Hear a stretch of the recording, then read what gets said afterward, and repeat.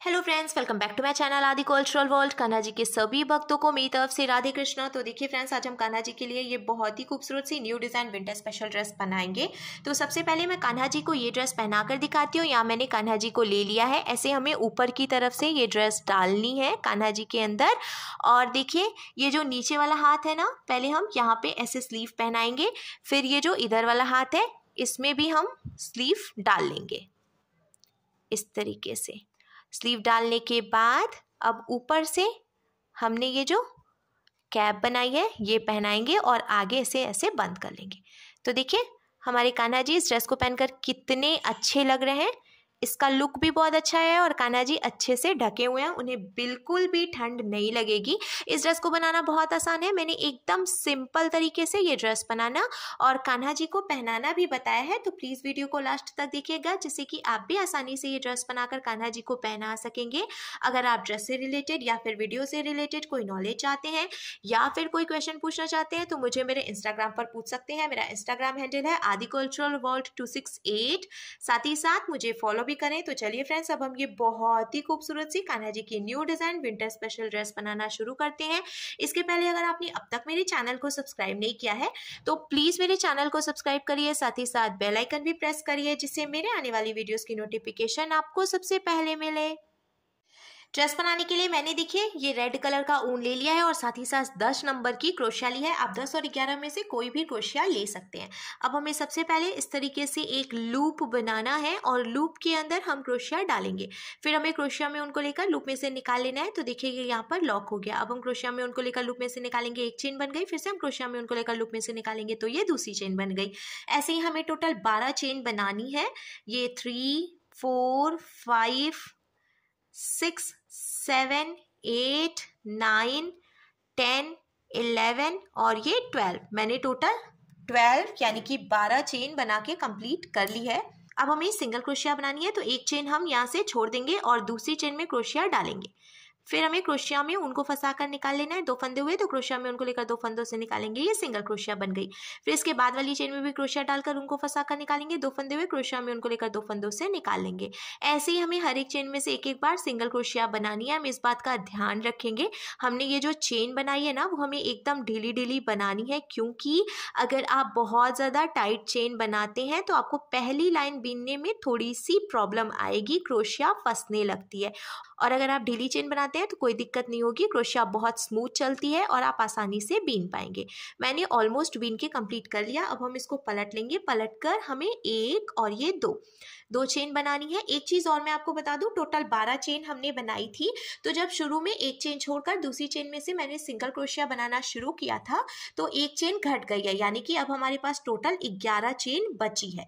तो 2 चेन हमने बनाई, इसको भी हम एक डबल क्रोशिया ही मानेंगे। फिर हम क्रोशिया में उनको लेंगे और जहाँ से हमने 2 चेन बनाई उसी में क्रोशिया डाल लेंगे, उनको फंसा कर निकालेंगे। 3 फंदे हुए क्रोशिया में उनको लेकर 2 फंदों से निकालेंगे। 2 फंदे बचे क्रोशिया में उनको लेकर बचे हुए 2 फंदों से निकालेंगे तो ये डबल क्रोशिया बन गई।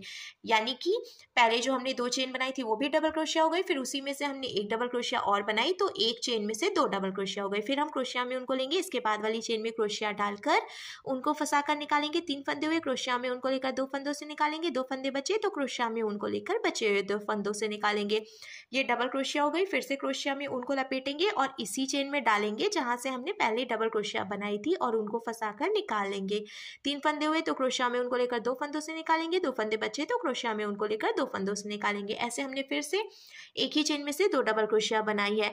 अब हमें हर एक चेन में से 2-2 डबल क्रोशिया बनाते हुए ये पूरी लाइन बीन के कंप्लीट कर लेनी है।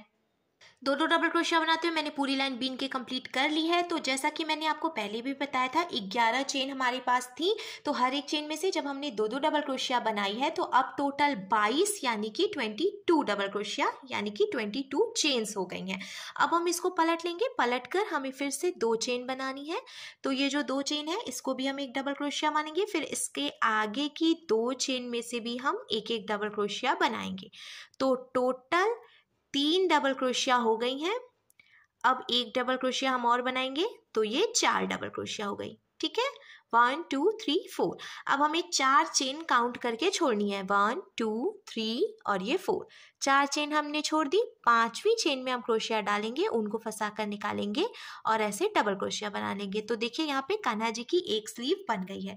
अब हमने ये जो एक डबल क्रोशिया बनाई है, इसके आगे की 5 चेन में से भी हम एक एक बार डबल क्रोशिया बनाएंगे, जिससे कि सेंटर में टोटल 6 यानी 6 डबल क्रोशिया कंप्लीट हो जाएंगी। क्योंकि एक तो हमने पहले से बनाई थी, फिर 5 हम और बना रहे हैं, तो 6 डबल क्रोशिया कंप्लीट हो गई हैं। काउंट कर लेते हैं, 1 2 3 4 5 और ये 6। अब हमें फिर से 4 चेन छोड़नी है, 1 2 3 4 और 5th चेन में से हम डबल क्रोशिया बनाएंगे, जिससे कि कान्हा जी की दूसरी स्लीव भी बनके तैयार हो जाएगी। अब देखिए ये एक डबल क्रोशिया हमने बनाई है, इसके आगे सिर्फ 3 चेन बची है, उसमें से भी हम एक एक डबल क्रोशिया बना लेंगे, जिसे इधर किनारे पर भी 4 डबल क्रोशिया पूरी हो जाएगी। जैसे हमने शुरू में 4 डबल क्रोशिया बनाई थी, वैसे हमें इधर से भी बनानी है। अब कंप्लीट करने के बाद देखिए कान्हा जी की दोनों स्लीव बन गई है। हमें पलट लेना है और पलट कर 1 2 चेन बनाएंगे, फिर हर एक चेन में से एक एक बार डबल क्रोशिया बनाएंगे। ऐसे ही एक एक डबल क्रोशिया बनाते हुए हम ये पूरी लाइन लास्ट तक कंप्लीट कर लेंगे। एक एक डबल क्रोशिया बनाते हुए मैंने पूरी लाइन बीन के कंप्लीट कर ली है। अब हमें क्या करना है, इसको लॉक करना है। तो देखिए हम ऐसे करके आगे की तरफ से रखेंगे और ये हमने शुरू में 2 चेन बनाई थी ना, तो पहली वाली ये जो चेन है इसमें हम डालेंगे क्रोशिया।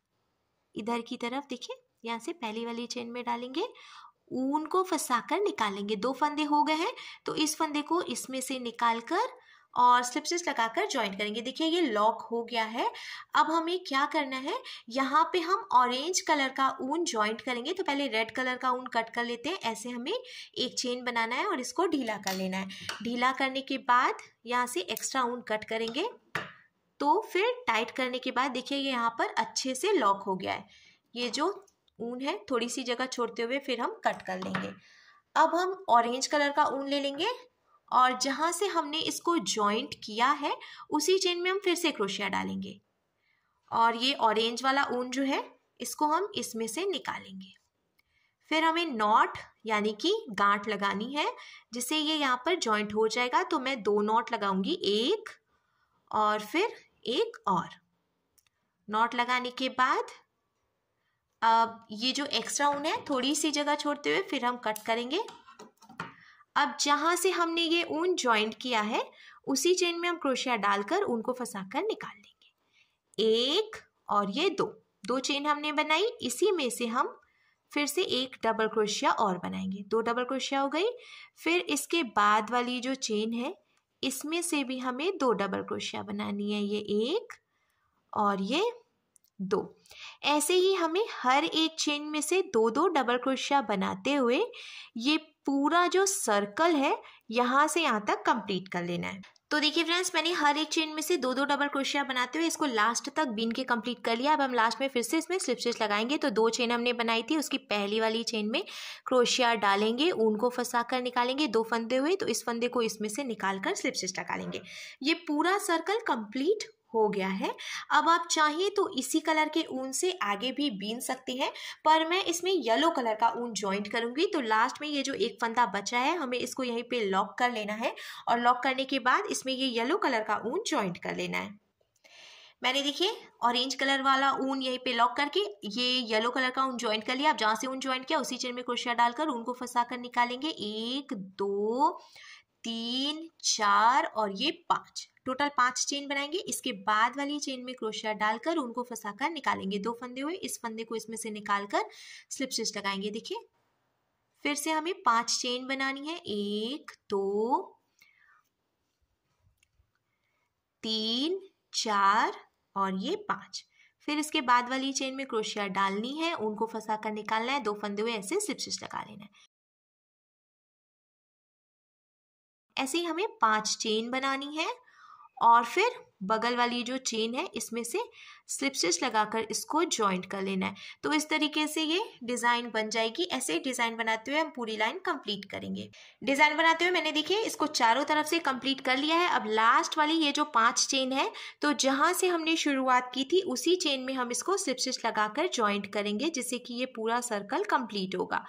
और स्लिप स्टिच लगाने के बाद हम लॉक करके जो एक्स्ट्रा ऊन है वो कट कर लेंगे।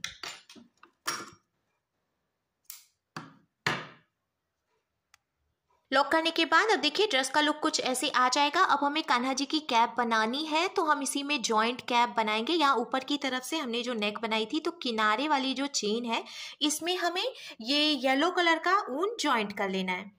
जहाँ से हमने शुरुआत करी थी वहीं पे एकदम पहली चेन में मैंने ये येलो कलर का ऊन जॉइंट कर लिया। अब इसी में क्रोशिया डालकर उनको फंसाकर निकालेंगे। एक चेन बनाएंगे, फिर एक चेन और बनाएंगे। शुरू वाली लाइन में हमें 2 चेन बनानी है। अब हर एक चेन में से एक एक बार सिंगल क्रोशिया बनानी है।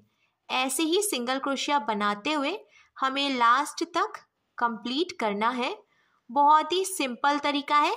जब हम ड्रेस में जॉइंट करके कैप बनाते हैं ना, तो कान्हा जी को पहनाना भी आसान होता है, कान्हा जी अच्छे से ढके भी होते हैं और साथ ही साथ कैप के खोने का डर भी नहीं होता है, क्योंकि छोटे कान्हा जी की जो ड्रेसेस है ना वो बहुत छोटी छोटी होती हैं, तो इधर उधर हो जाती हैं। देखिए मैंने लास्ट तक हर एक चेन में से एक एक बार सिंगल क्रोशिया बना के कंप्लीट कर लिया। अब हम इसको पलट लेंगे, पलट कर एक चेन बनाएंगे और फिर से हर एक चेन में से एक एक बार सिंगल क्रोशिया बनाएंगे। ऐसे ही हमें टोटल 6 लाइन बीन के कंप्लीट करनी है। तो एक लाइन मैंने बना ली है, दूसरी लाइन बीन रही हूँ, इसके बाद 4 लाइन और ऐसे ही बनाऊंगी और लास्ट में हमें ये जो येलो कलर का ऊन है इसको लॉक करके कट कर लेना है। तो देखिए फ्रेंड्स, सिंगल क्रोशिया बनाते हुए मैंने टोटल 6 लाइन बीन के कंप्लीट कर लिया है। अब हमें ऐसे इसको पीछे की तरफ से मोड़ना है। ड्रेस हमने एकदम सीधी करके ही रखी है, पर हम कैप को ऐसे पलटकर पीछे की तरफ फोल्ड करेंगे। फोल्ड करने के बाद मैंने देखिए ये सुई धागा ले लिया है, डबल करके धागा डाला है। अब यहाँ से यहाँ तक हम सुई धागे से टक करके इसको जॉइंट कर लेंगे।